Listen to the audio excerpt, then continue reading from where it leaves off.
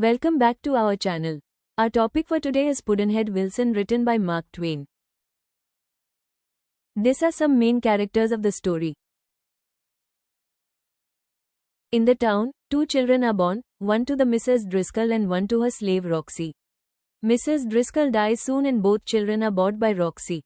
Later, Tom has become a gambler and no debt. In order to meet his debt, he has stolen a jeweled knife encrusted with stones, belonging to the twins.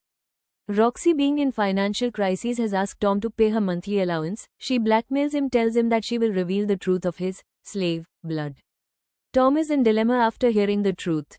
He decides to rob his uncle, disguised as a woman. He picks the jeweled knife for his protection and enters his uncle's room. The judge stirs and Tom, in agitation, uses the knife. The judge cries for help. The twins heard it. They enter. The murderer has escaped and the twins are found at the crime scene. Twins are arrested and Pudd'nhead is their lawyer.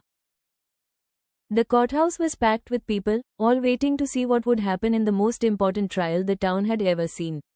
The Italian twins stood accused of murdering Judge Driscoll.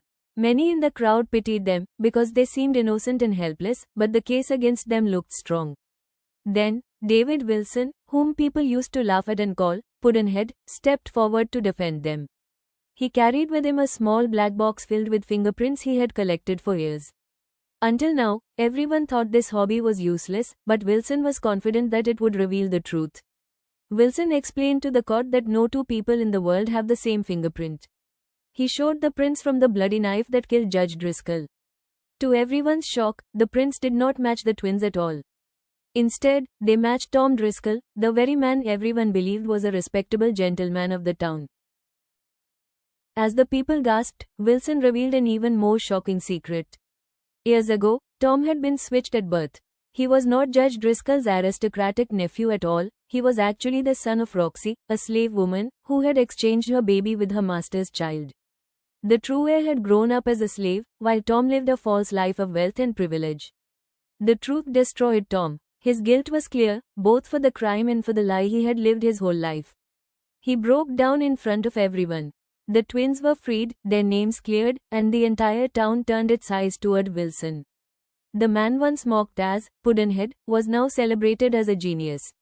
His patience, his strange collection of fingerprints, and his courage had not only saved the innocent twins but also revealed a crime that shook the town forever. These are some important 2 marks questions in the form of who said to whom, which might come in your questions.